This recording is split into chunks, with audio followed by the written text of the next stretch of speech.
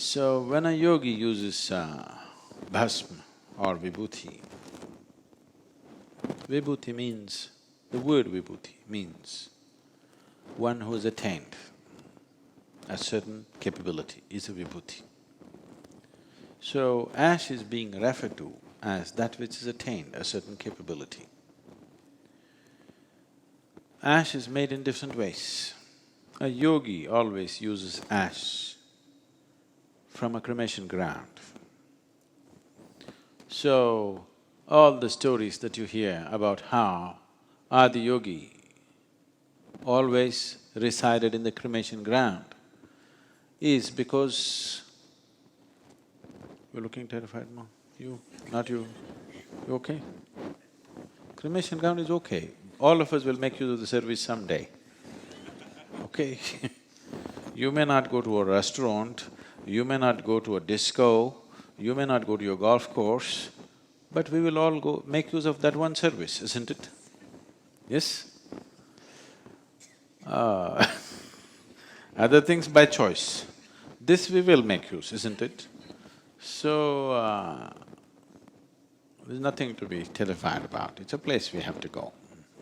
You better go gracefully, isn't it? So always these stories about how he hung around cremation grounds, it's not that always he lived there, it is just after morning shower, they went to the cremation ground looking for the ashes for the day. For householders, people who are holding on to their houses, for householders, we made other kind of ash. We made it from… the next best thing that we did was cow dung. We burnt it and made ash. This is also good, it does certain things. It opens up your receptivity in a certain way. So we said, don't apply it all over your body, just in certain points.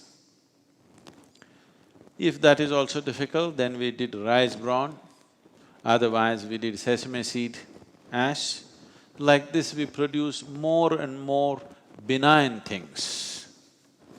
But when Adi Yogi used, he used cremation ground ashes. Even today many yogis use only that. But you should not do that unless you properly initiated into the process and you know what to do with it. And if certain things happen, you know what to do with it. For you, the simple ash, either made out of cow dung or rice bran, when you apply, if you go into a space which is energetically charged in some way, if you apply it between your eyebrows, there is a spot. You must know this exact spot. There is a spot behind your ears. If you apply on those two sides and the pit of your throat and where the rib cage meets just beneath that, the idea is you want the higher aspects of who you are to become receptive. See, right now, to put the example very basic, I want you to understand this, don't react to these things. Now, let us say you're a man. A woman came in front of you. It is not just the eyes, the whole body responds, okay? It depends who it is, what it is. Now, if you look at her in a certain way, you may think she's your mother. If you look at it in another way, you may be drawn to her sexually. If you look at it another way, you may be repelled because it reminds you of something. Reminder need not be necessarily in the mind, it's all over the body. So now, you're walking on the street, you don't want to get entangled in all these things. If you see anything, you want to receive this in the highest possible way. So you apply vibhuti to make those spots more sensitive, so that your receptivity is in the higher dimension of life, not on the lower dimension of life. When I say lower, I am not talking in terms of hierarchy, high and low. I am talking geographically lower in your body, okay? It is not a question of morality, it is not a question of right and wrong, it is a question of entanglement. If you receive from higher dimensions within you, there is no entanglement. If you receive the same thing from lower dimensions, the same thing will become entangling in process. So, because you want to be in a place where you're moving towards your liberation, not towards your entanglement, you make the higher aspects of your body more receptive. Even all the women are, the Indian women are supposed to put a red spot to make them receptive here, not somewhere else. If some other part of the body receives, it responds in a different way. If it receives here, it responds in a different way. They must be using this red thing made out of turmeric. But now they are putting a plastic patch and making sure it is sealed. Really. You're supposed to apply, kumkum is made out of turmeric, do you know this?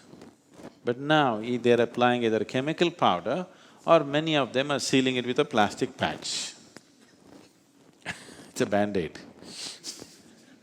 Colored Band-Aid you can fix on your forehead.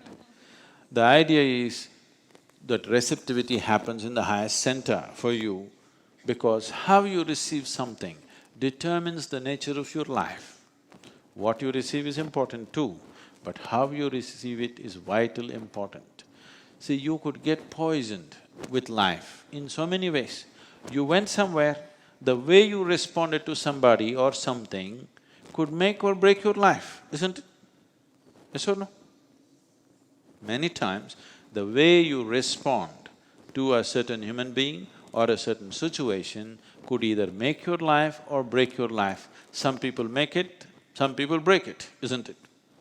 So, a little control over that just by making the higher aspects more receptive so that the lower aspects of your body are reactionary, they react. This is a response. It will give you a chance to respond to it sensibly rather than simply reacting. When you simply react, you get enslaved and entangled to many things.